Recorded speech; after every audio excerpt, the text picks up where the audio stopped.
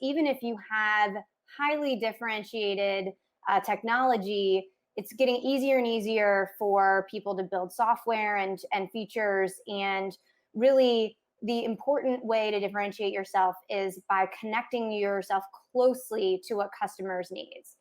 The biggest challenge that I've seen for product managers to truly incorporate what customers need from them when they need it from them is really aggregating all of these other stakeholders that we work with internally and defining processes for how they're funneling information to you. But the problem is that, you have to actually listen to customers, not necessarily when they're using your product, but in their day-to-day lives, to understand what their challenges are, what their needs are, and how you can bridge the gap between those needs and your technology. So important to making sure you're staying on top of not just, what your roadmap was, but what your roadmap should be. Hello, leaguers, and welcome to Practical Wednesday. I'm so happy that you joined us today because we're going to talk about two things that are close to the hearts of every product manager. We're going to talk about customers and about roadmaps. Now, all companies will tell you we are so focused about our customers. We collect VOCs, voice of customers, we are talking with them, we have our customer support people with them all the time. We are so focused. But is that true? And the reason we need to discuss this, because most companies, what they do is have like a linear process where on one end, we find customers talking with customer support people and sometimes even the sales team, talking with them about the product and what they need to get from it. And on the other side of the funnel, we're seeing the product managers. And with any other thing that has to do with a process like that, a linear process like that, what happens is there is friction. So today, we're going to learn together how to put the user at the center of what we do as product managers. And the way to do it is not for you to hear and learn about what your customers want from someone else, but actually to put the customer at the middle of everything you do as a company, as product creators. So everyone on your team can learn and can be benefited from this interaction with your customers. To do that, we have a very special guest joining us. But just before I will introduce you with this great and smart lady, I want to introduce myself. My name is Maria Cassis. I'm the founder and general manager of Product League. And what we do is helping you to become the best product manager you can be. We're a mentoring program for product managers, by product managers. We do it twice a year with batches of 4 months long. And we would love to hear from you. At the meantime, this channel is just for you. If you want more tips, how-to videos, article, and everything product, so you could become the best product manager you can be, go ahead and like this video and our page, because we want you to join us on our next events as well.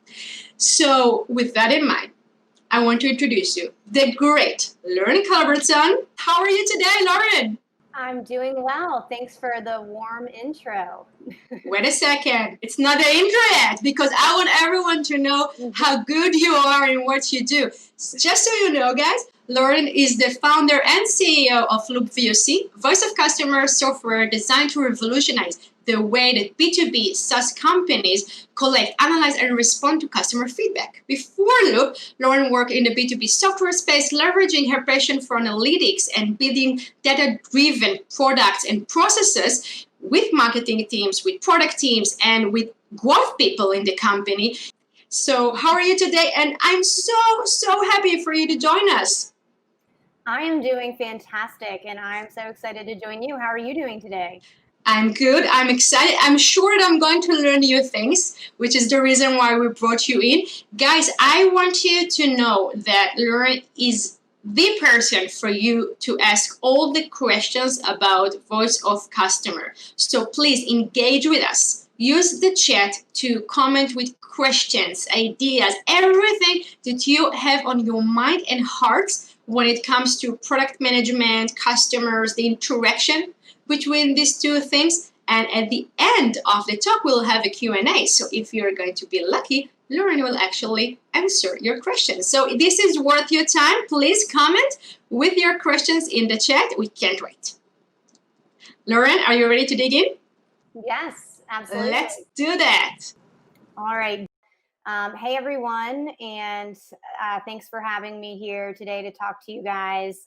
I think that was a great kind of reference on my background, and a lot of why I created Loop was things that you probably experience every day, which is really trying to get to that common understanding of customer needs, which of course is not a stagnant view. So today I'm excited to chat about just learnings that I've had working with product managers and being a product manager to really drive towards what we call customer-led growth, which is really putting the customer at the center of how you build your products, your offerings, and your marketing and customer success strategies. So I'll just kind of start off, I think it's important to put into context, especially the times that we're in, that, even before these extremely challenging times across the globe, we're in a time of hyper competition. Technology is constantly changing. And because of that, customers, even if you have highly differentiated technology, it's getting easier and easier for people to build software and features. And really, the important way to differentiate yourself is by connecting yourself closely to what customers needs. Obviously, having a good product vision is critical to success, but building for a product that stands out in the B2B market space is just getting increasingly difficult. And so it's really your product roadmap and, with ensuring that you're using agile methods, that you can stay on top of what customers need from you, so you can really guide that path for your company towards revenue goals. And so, you'll hear a lot today about other functions beyond product management, because the biggest challenge that I've seen for product managers to truly incorporate what customers need from them when they need it from them is really aggregating all of these other stakeholders that we work with internally and defining processes for how they're funneling information to you.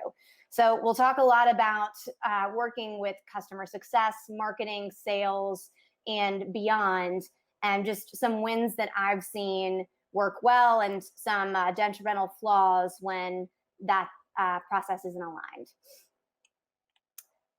I think just to kind of to let it sink in of why it's so important, and I think one of the biggest challenges that B2B SaaS companies have is, today 1 in 5 products being delivered fail to meet customer needs. And I think that is telling of how we're actually doing at listening to our customers. We are getting a lot better, and there's a lot of tools out there that are really good at helping us understand customer usage and how they're adopting our technology. And we'll talk about product-led growth, really understanding friction points and how we remove them. But the problem is that, you have to actually listen to customers, not necessarily when they're using your product, but in their day-to-day lives, to understand what their challenges are, what their needs are, and how you can bridge the gap between those needs and your technology. That's a lot harder to do than, actually paying attention to the customers that are using your tool, which of course is also very important, but really digging deep to understand what they're trying to do, what they expected to be able to do, and, in their day-to-day, what is most important to them is really critical for being able to truly incorporate the voice of customer into your roadmap. And, I think this is a tough one, because keeping up with market demands, that means that along with, making sure that you are managing the priorities of your engineering team, that they're staying on track towards a common mission, and aligning with internal stakeholders to get your investment to increase your product capabilities even more, and liaisoning with sales and marketing to make sure that they're positioning the product the right way. This means that you have to make time for staying connected with customers. And a lot of that means, talking to frontline employees. It's also immersing yourself in communities where your customers are engaging. But oftentimes we wait to do this as though it is a ad hoc initiative and not treating it like it's a part of our ongoing job. So I was guilty of this, when we were planning, when things would get bad, when we'd see a drop in retention, or, when we had a bad sales month, that's when I'd kind of do this retroactive digging in. And really everything changed for me when I started treating the customer and staying connected to them as just as important as me talking to sales or talking to my engineering teams every week, just making that a part of my week. And now it's part of my day. But even if it's just part of your week, it's so important to making sure you're staying on top of not just, what your roadmap was, but what your roadmap should be. And I know that's what Agile is all about. And I'm not saying anything new, but I think with Agile, we often really are good at readjusting small things and, bug fixes and small features, but it's those big North Star items that you want to make sure shouldn't change based on customer needs. One of the things that is hardest about this, and, I actually was talking to an old friend from sales earlier this week, and, he had messaged me, and I'll read you the message he started out with. It said, "I had an email exchange with a product leader at my company today. I was trying to ask him, how do I best advocate for my client with the product development team? He completely missed the point and the opportunity. Very frustrating, frowny face." And this is tough because I've been on the other side, and we all have the salespeople that want to pull us into every deal to try to convince the customer we're going to build something we're not, or try to bring us into deals with the wrong customer. Like, we have to trust our salespeople. But this is a sales leader that I do trust. And, I think the challenge coming from the other side is, I'm sure the product leader he was talking to was in a super busy day, being pulled in tons of different directions, tons of different deadlines, moving mountains to get internal alignment and keep the roadmap on track so he can actually deliver overall. And adding another voice to that process probably just felt like it was too much. But those little moments of friction are the moments where I challenge you to dig deep, because that is really what is going to help you grow your muscle at understanding what customers need. You don't have to say yes every time a rep asks you to join a call that day, but say yes if sales or customer success leaders want to involve you more in the process and understand how road mapping works. I think that a lot of times we get defensive when other people want to know how we do what we do, how we make decisions. But in a customer-led company, to change that culture, we really have to embrace these points of friction. And that starts with first just acknowledging that when someone steps out of their departmental box to say, hey, let's work together for the customer, default to saying yes. And that will really help you stay on top of these needs, that you can make sure that you're building that product for tomorrow. I think what makes this hard is there's really not a good framework for thinking about the internal friction that comes with a product manager. Product-led growth is amazing and a revolution of our time, and something that we absolutely should embrace.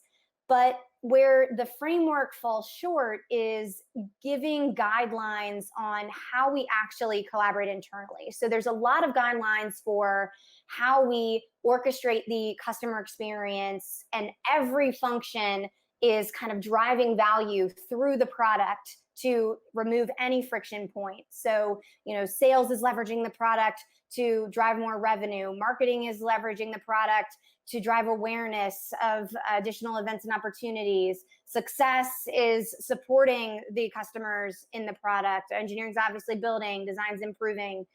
But the issue is that every single friction point between these divisions means that there will be an inconsistent user experience unless everyone is aligned. And what makes it harder is there's not just this one user experience or one aligned view of what customers need that's stagnant in time. That changes every day. And so when one moves, the other has to shift with it. And I think, there's a real lack in guidance on how to navigate the friction to make this work. And that's what we've spent a lot of time working with companies on is, okay, if we are not aligned on what customers need from us, it doesn't matter how seamless the experience is because they're not going to get it in the product. So, the big problem again is there's this lack of process for aggregating all of the feedback that these stakeholders are getting frontline, or even, roles like marketing where they are doing a lot of research with customers, and how that information gets analyzed and prioritized and sent really to product roadmap. The result of that is friction on product managers. It's roadmaps that become irrelevant and ultimately revenue loss. I was talking to my former colleague in sales earlier this week. Last week, I was in a session with customer success managers asking, how can we get our voice heard with product management? And it's just like, everyone is trying to get their voice heard with product management, but everyone's coming at us at all of these different angles. And so, sales is listening to their calls and saying, hey, will you take a look at these win-loss deals of why we're losing, forwarding emails that prospective customers are sending about feature requests. Marketing is forwarding online reviews and asking product managers to jump in and prioritize those aspects in the roadmap. Customer success obviously is looking at NPS surveys or even, support tickets. And product managers, we're doing our own feedback collection. We're doing deep discovery with customers. There's more and more tools and avenues for us to get that transactional feedback, which is excellent. But really, there needs to be a clear process for everyone to get on board. So we're not just spamming our product managers with one-off feedback. We need a way for all that feedback to come together so that you log in and understand what customers need, just like you would log in and look at revenue for the month. No, we're not seeing every time that a deal is closed and that's how you're staying updated. No, there's dashboards and there's analytics that say, okay, here's where we are for the month, for the year. The same thing should be true for customer feedback. It's hard because it's qualitative, so it's harder to add up text than it is, revenue dollars. But we'll talk about some good ways that, you can do that. And that way, you can focus your team, your cross-functional team, on the action that you want to take and not on what the source of truth is or what the understanding of the truth is about what the customer needs. So if customer success is coming to you and saying, we need to build feature X, and sales is saying we need to build feature Y, marketing saying, we need to just totally overhaul the billing experience in products. If all of that data was together, if we were all looking at the same information, we could prioritize and make decisions together and then debate what actions we should take, what the needs are, and then product managers really focus on the how of, okay, well, how are we going to meet those needs and what's the most effective path to get there? Customer-led growth is really what we have talked a lot about at Loop. And really that we're defining that as putting customer feedback, that centralized understanding at the center of all of these different strategies and functions.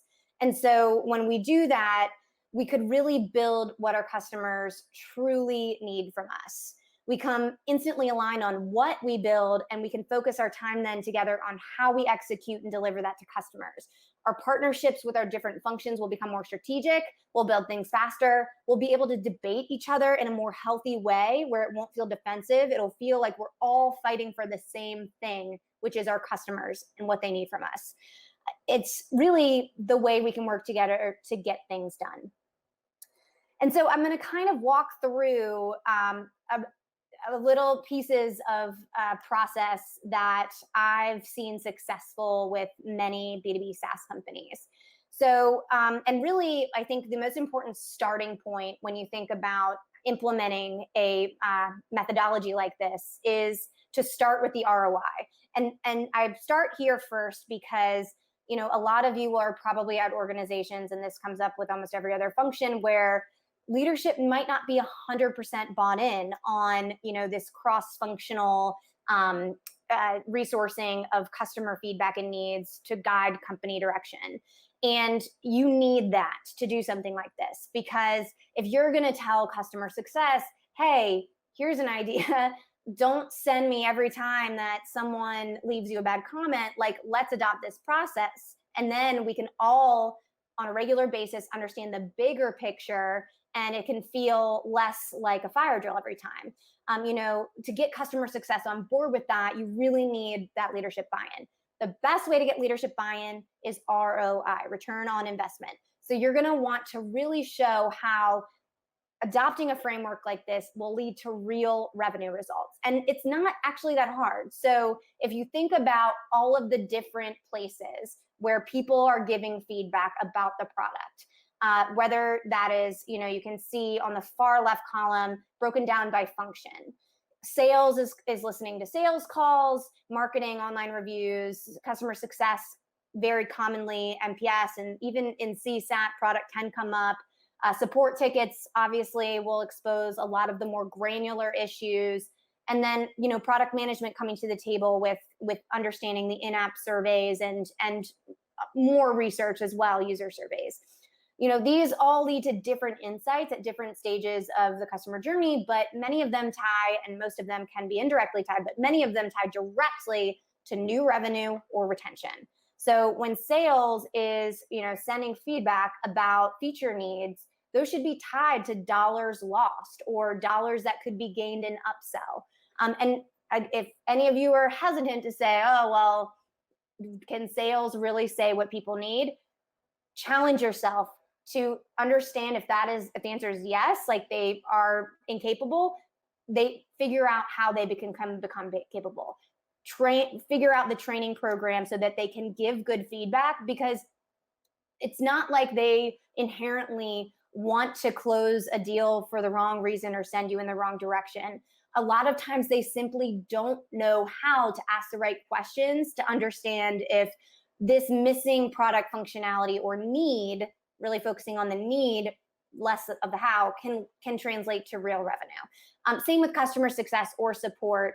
And, you know, obviously customer success is a really strong one with retention, and they're looking at NPS surveys. A lot of times they'll give you the NPS feedback, but challenge them to translate that into revenue. And then it's really easy when you're building your investment cases, because everything on your roadmap is tied to dollars. And, you know, even before your investment case, you can use these metrics to help guide where you should prioritize, where you should pivot. So, you know, I think I've hit the nail on this one, but you know, I just want to say it one more time that a lot of times we over focus on surveys. I was guilty of it as well, because we're looking for answers to specific questions, and the easiest way to do that is to get a group of people and ask them about that question. But the better insights come out of questions that we aren't asking, and especially what customers are telling us every day.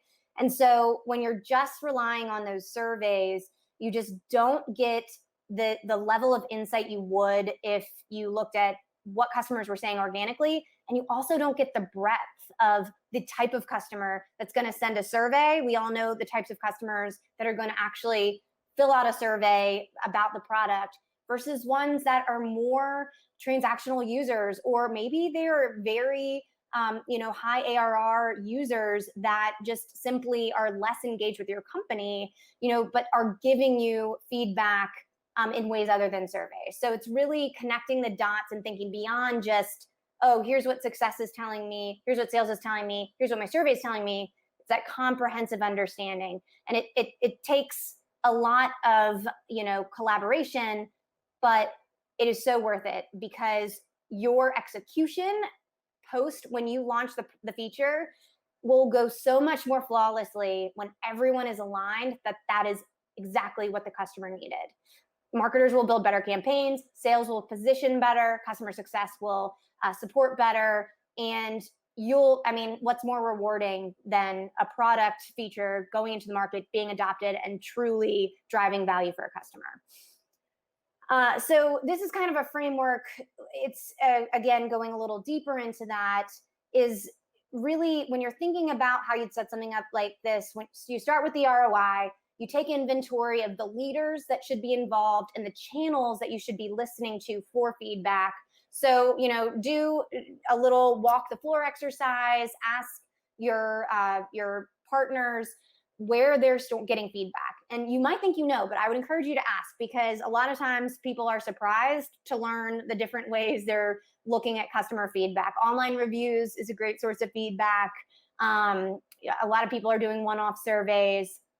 And it's really interesting to just try to go get that overarching view.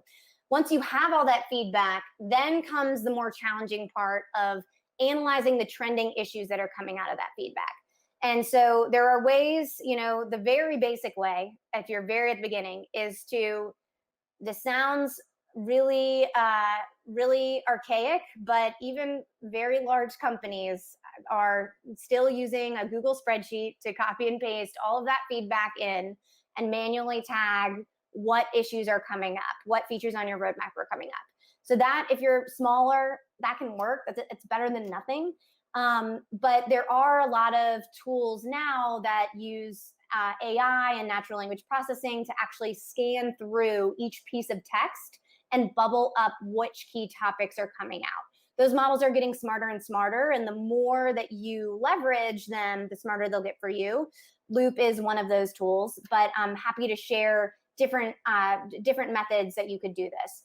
So essentially, this is kind of categorizing all of these different pieces of feedback. So you can see, these are 3 pieces of text that are actually from a company that are all talking about platform stability. So essentially, it's, the system going down, it's unreliable, I've clicked a button to reset my password, nothing happens. It's all of these bugs. That is a more challenging strategy to kind of carve out where you focus on that, how you get to the root cause. A lot of top times features will also come up about what customers need that you don't offer, that really are capabilities.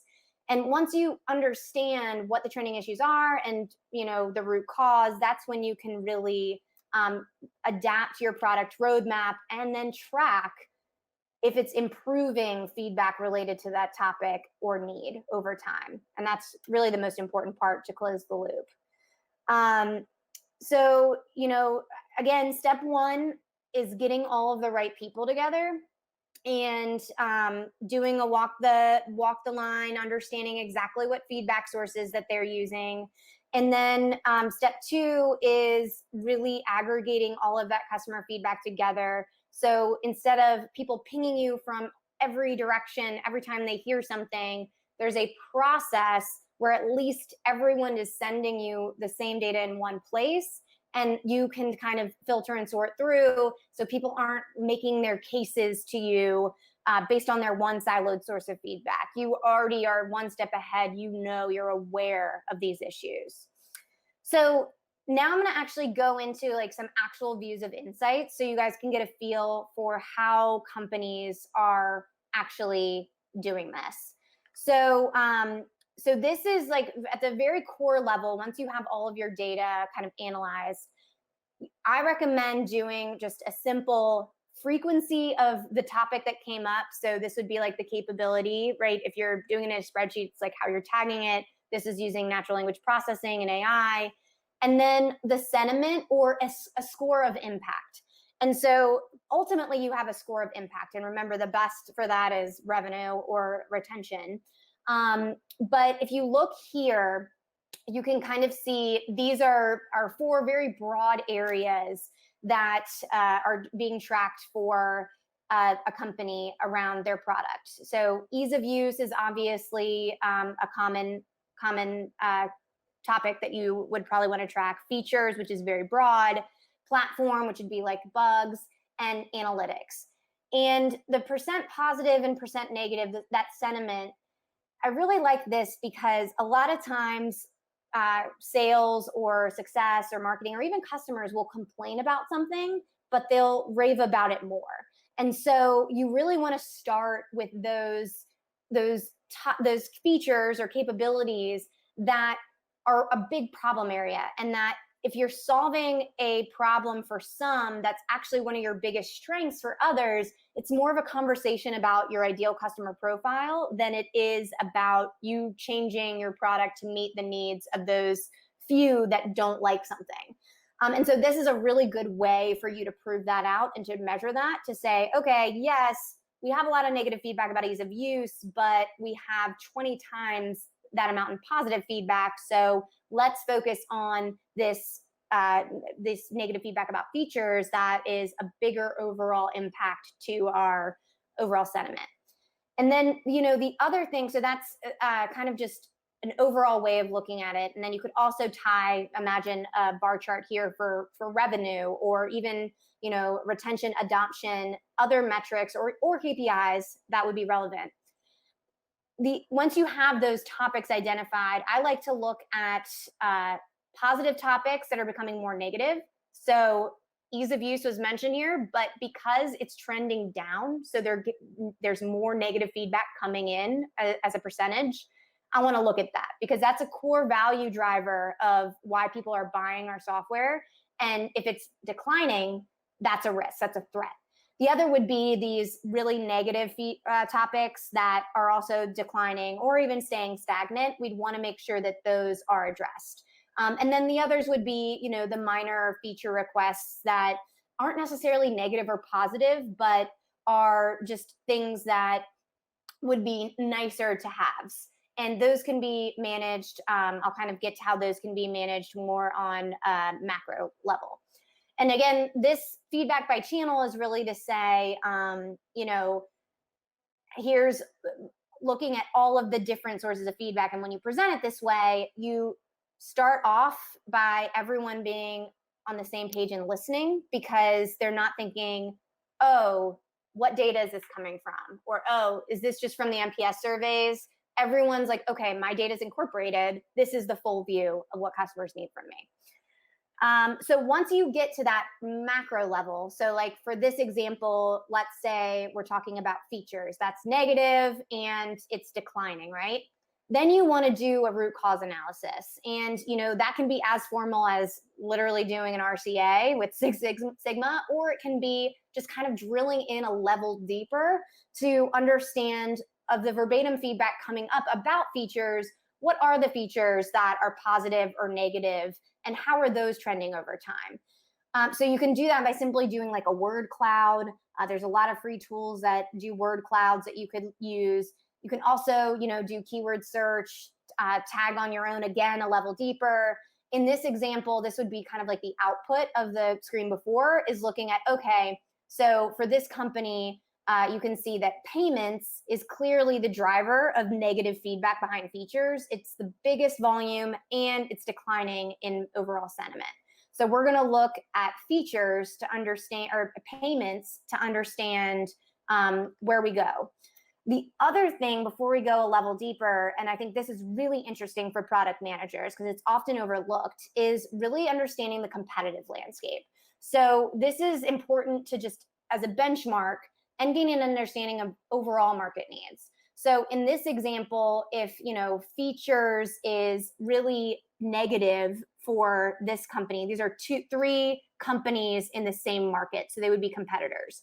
And features is negative and declining in 2 of them, positive and declining in 1 of them.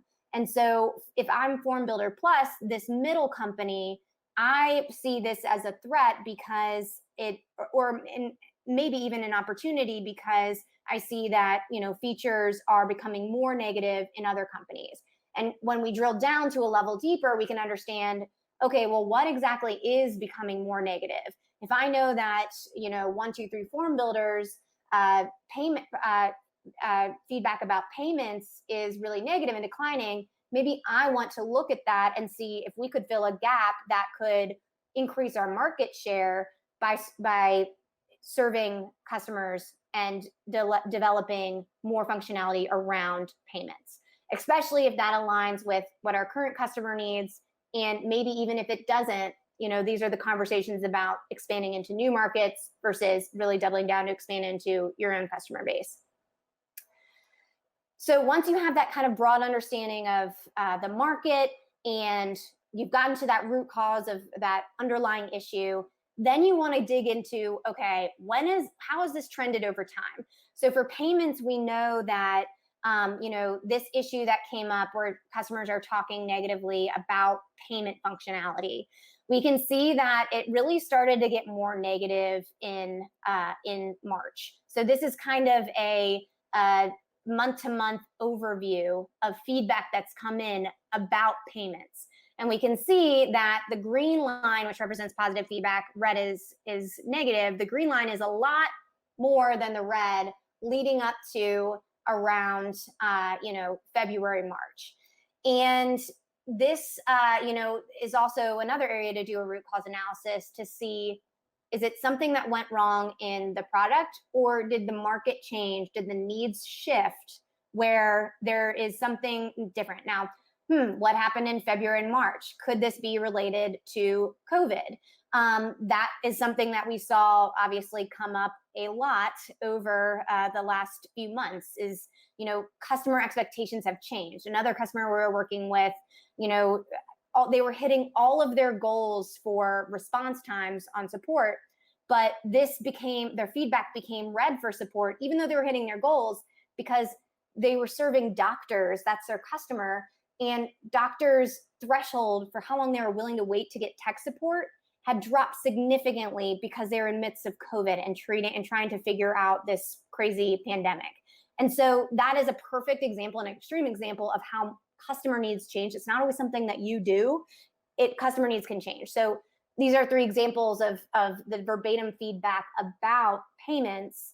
And it's looking at different options at checkout. It's wanting a recurring donation, a capability with payments. Those are good examples of the recurring donation could definitely be related to, the broader economic situation with just really wanting to be able to support more. But again, this is a good example of seeing the trend over time and then drilling down into all the way verbatim feedback. So once you get to that root cause and really understand, that's when you want to really align on your product roadmap and how you can solve these problems with action. There's a lot of pre-work that is just getting on the same page about what customers' issues are most important to solve. That pre-work is only heavy when you're getting that process going, but it should become part of your weekly, even more regular routine. Once you have the system for aggregating feedback, getting on the same page, everyone should be able to do their homework before you guys get together and have, product reviews to understand what the common needs are. What you should be talking about when you're in these meetings with sales, success, marketing, finance is the actions that you take and getting buy-in that this is the direction we want to go. This is going to solve that problem. So you're no longer arguing about, oh, what problem are we solving? We're aligned on the problem we're solving, but now we need to align that the path that you recommend as product managers is going to be what solves it. And that's something that, that is a core part of our role as product managers, is to really map out that path to the how and present, our recommendation and get the buy-in that this is going to be what solves that need. I want to make sure that I'm clear that I'm not advocating for you to build every feature that every customer asks for. I'm recommending to dig deep into what their problems are, what they need, and then you can really build what will solve that problem the most. And, that's, I think, important to translate. I'm not going to use the classic Henry Ford quote about faster horses, but it's important to translate to your sales reps and the people that are requesting the features, because oftentimes they're just repeating what customers are telling them. It's important to translate, hey, we're not going to be doing this, but we're solving the same problem and in a better way by doing this other thing. And it seems obvious to you because this is what you do, but they're not thinking about it that deeply. So I think that that is a big overarching theme of this is listening to customers' needs, not directly the features that they're asking for. And then, the most important thing is really following up. There is nothing more important than accountability when it comes to implementing a process like this. And nothing encourages customers to actually give feedback and actually be a part of this process more than them seeing you act on it. Same with your frontline employees. If you're not actively involved in taking a process like this seriously, I started out with that anecdote with my former colleague who's in sales, how he messaged me and he's not going to go back to that product manager again. In his mind, that product manager is not thinking about the customer. So we'll try different avenues. And again, it's trust your sales reps. If you don't, question why and figure out how you can be a leader at your company to change that culture and be involved. And when you have that, they'll understand you can't just jump in to every deal, but you'll get so much deeper insights that way. So when you're following up, a really big miss, like we think, okay, the action's the last step, right? We're doing something about it. No, the last step is the loop, which starts all the steps all over again. But it's really measuring the impact. So when you're having these meetings and talking about new problems that are coming up, make sure you're tracking what you've already done. So in this case, if you rolled out an action to solve the problem of payments, and you were saying, okay, we're going to prioritize recurring donations, putting it on the roadmap. You want to track the feedback coming in about payments and seeing if it's actually improving. And if it is, great. Moving forward, we close the loop and we're going to continue to solve other problems. If it's not, time to do another root cause analysis. We didn't get to the root cause and, again, continued iteration. Again, tying this to impact and KPIs that are directly tied to revenue is a really great way to weave this whole process into business reviews. And because ultimately that is how you are connected with every single person at your company is through, the results that you're driving. And a lot of that is by getting customers to be very, very happy with you. So that is my really last piece is, if you're going to really adopt and embrace a methodology like this, just make sure that you're ready to make it part of what you do. It's not a one-time initiative. It is something that continues to evolve over time. And it's a shift in your entire company. It can't just be you. So I'm going to stop there. And I guess we have some 15 minutes or so for Q&A. That's correct. Before we'll dive into the Q&A, I just want to say that aside of the super valuable content, I'm so happy that you mentioned that this is not a one-time thing. It's actually a process. It's kind of like a strategy, like everything else that we do. Like, we get up in the morning, as much as we need the tech to work, we need everything that we do to work for our customers and to keep them in mind. So I'm so happy and thankful for you to mention it, Lauren. Are you ready for some Q&A? Yeah, absolutely. Perfect. So we have a question from Beverly. How do you get your team to consider continuous discovery of customer needs? So a lot of times this really has to start with getting executive leadership on board. If they are not on board, then they need to be. The only time that you don't need that is if you already have it. So, the best way to really present the overall business case to get leadership to be on board is to show them the ROI of, hey, right now we are spending a lot of time getting all of these different requests from different teams. And if we were able to aggregate all of that, we could really make sure we're building the product based on all of our new sales that are coming in and our retention. And once leadership is bought in, that is really what will start the catalyst for making every function really dig more deeply into getting customer feedback.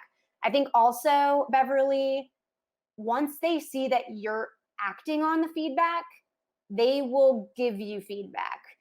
In order to do their jobs, they're, and I'm talking about frontline team members, they're getting told feedback that's blocking them from being able to do their jobs. So if they're not telling you, it's because they are worried that you will be overwhelmed because it's not clear as a company level that this is how we do business, or they don't think you'll listen.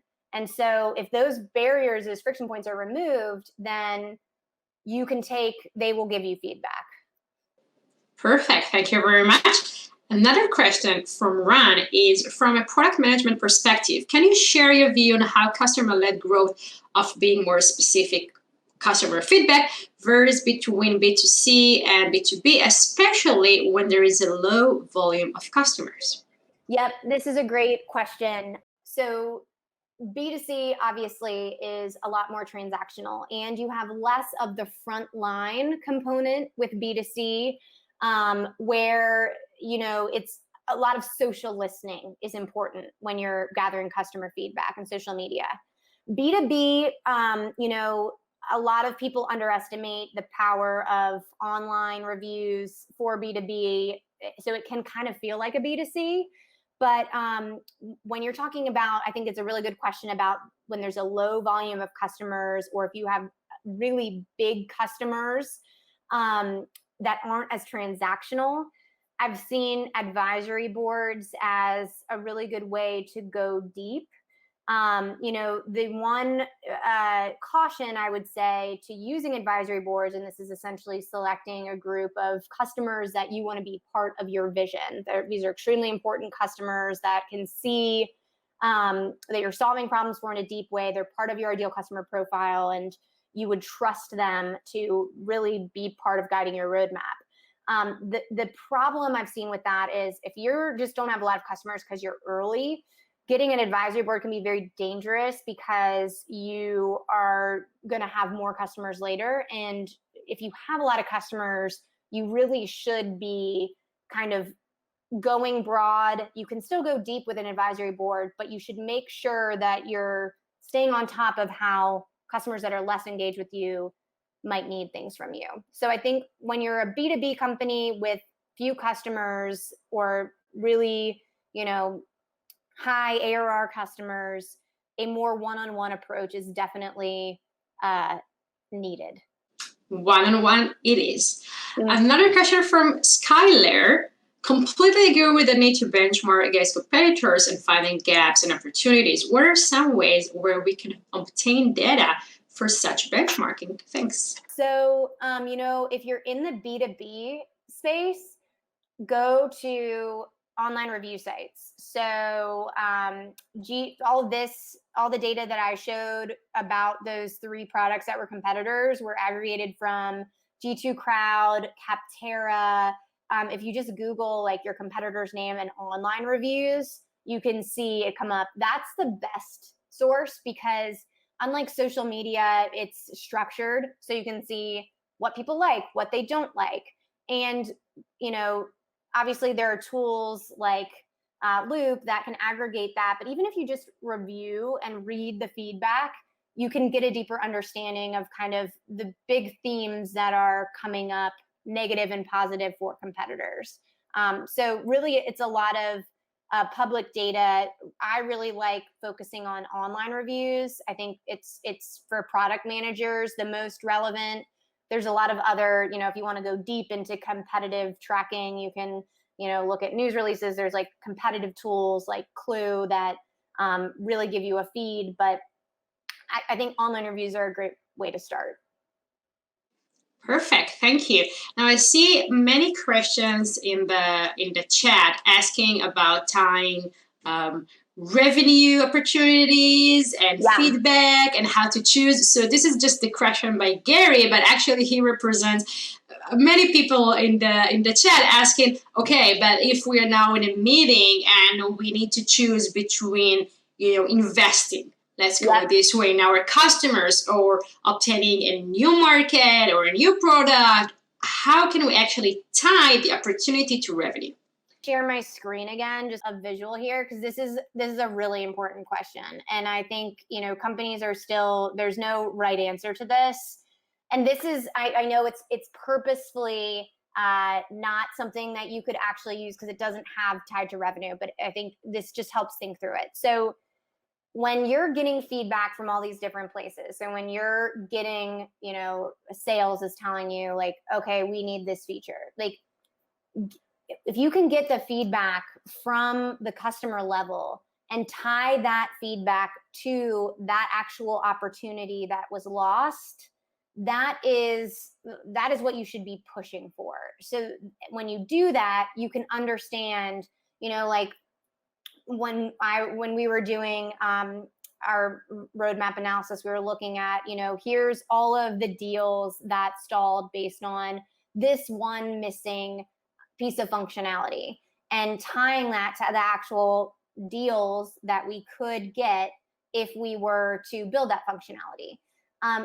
Marketing sources like online reviews, that is softer metrics. So there's often star ratings or this like concept of sentiment that can tell you, overall, like your brand, how that would impact your overall perception. They're softer, but everything should be tied to a KPI or a metric. The strongest ones are sales, and with customer success, being able to tie back why customers are leaving based on churn.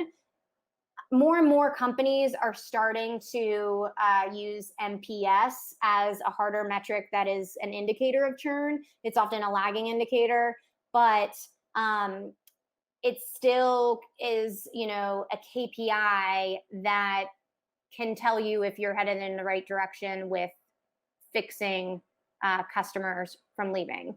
So, ideally, every single piece of feedback could be tied to either extrapolated revenue based on, the brand impact, or even just, customers being unhappy with support tickets and their risk of leaving. But there are a lot of places where you can get direct feedback that's tied to real dollars. And that's really what we should be training our sales and success reps to be able to do, is to bring that hard dollar amount when they are sharing feedback. Thank you very much. We are moving to another question by Shraddha. I hope I pronounced it correctly. I apologize if not. How does any of this change when the customer is internal? This is an interesting one.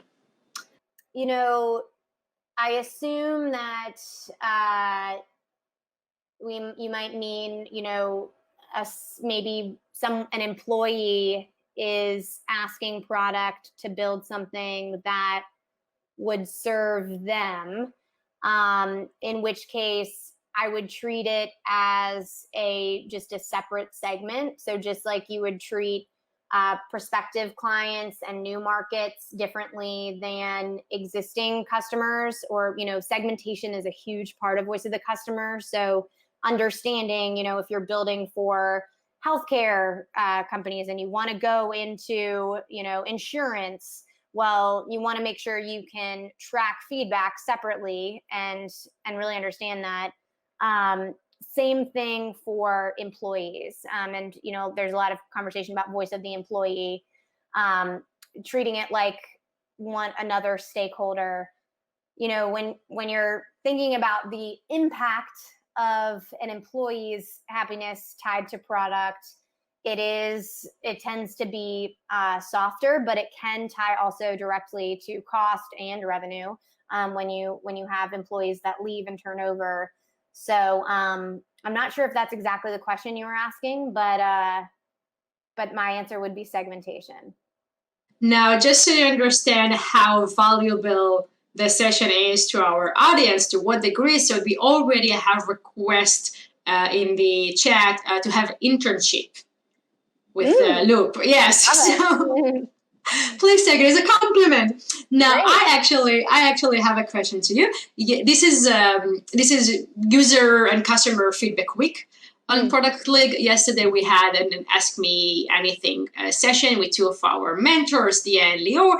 And one of the interesting things that we discussed there is actually the use of software like Loop and the more human-based process of reading customer feedback and user feedback and getting into it. Now, it's obvious that when we are talking about amounts of data, we need a software, right, to help us do it, because unfortunately we have only 24 hours a day. But what is your take on the more personal or human aspect of digging into the feedback that you're getting from your customers? And guys in the crowd, if you by any chance missed yesterday session, please make sure to watch it, and I will add a link to it in the comments. But I'm very, very keen to learn from you, learn what you have to show about that. Yeah, absolutely. I think it's a matter of time and efficiency. So, I think for really small companies and early companies, you can get away with kind of pulling your feedback from every source and analyzing it in a spreadsheet. That you're not going to be able to see real-time trends as often, because it's only as much as you will pull it in and look at it. And that might be okay. The challenge becomes when you start to expand your company and really the touch points you're getting with customers in the sales process, onboarding kickoff, customer success and adoption, support. Now you have all these different channels of feedback, not to even mention all that marketing's doing to increase your online presence with feedback that way. And so I think the risk becomes that you're going to overlook something, and the data could be wrong. And so when you get to a point where you're getting, hundreds of new pieces of feedback a day, or even a month, hundreds of pieces of new feedback a month, it's risky to wait until the end of the month to really understand if things are trending in a different direction. So I think it's okay. And listen, I did it at a big company because, there weren't tools that were cost effective enough for me to be able to really use. And so that's better than nothing. But at a certain point, any good leader should evaluate how they're optimizing their time and resources, and whether technology could supplement them to do more strategic things. Thank you. Thank you very much. Another question that we discussed yesterday, I think it's very relevant to our discussion today, is the frequency actually of not only collecting, because we got it solved once we have a software, but then discussing the issues that we found internally. Do you think this is a process?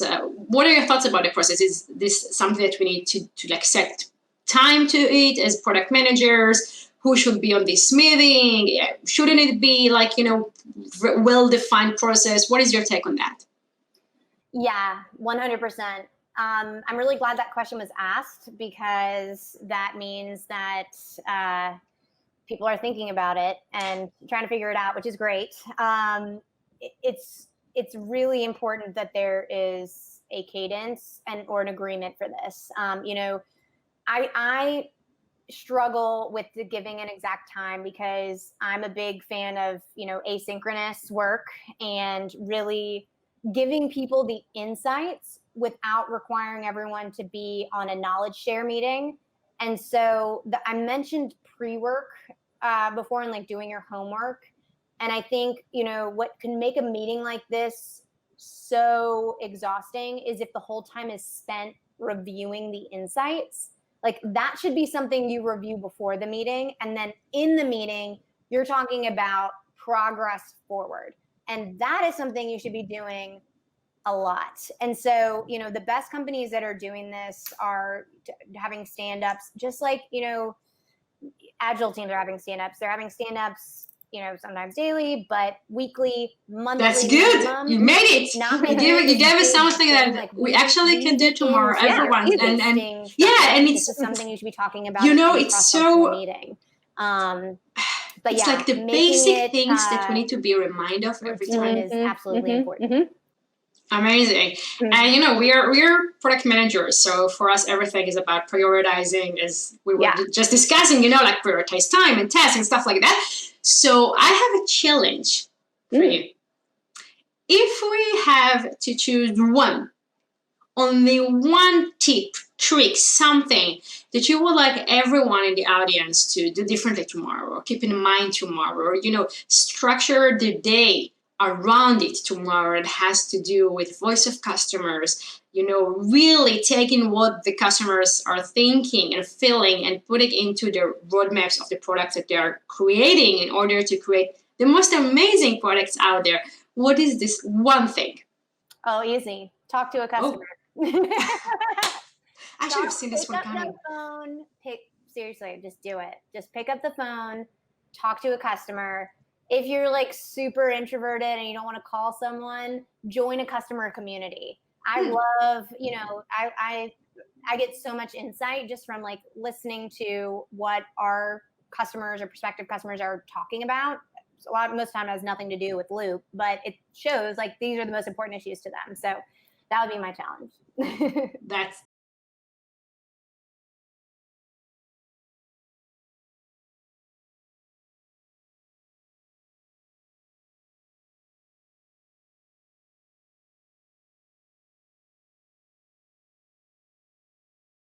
exactly.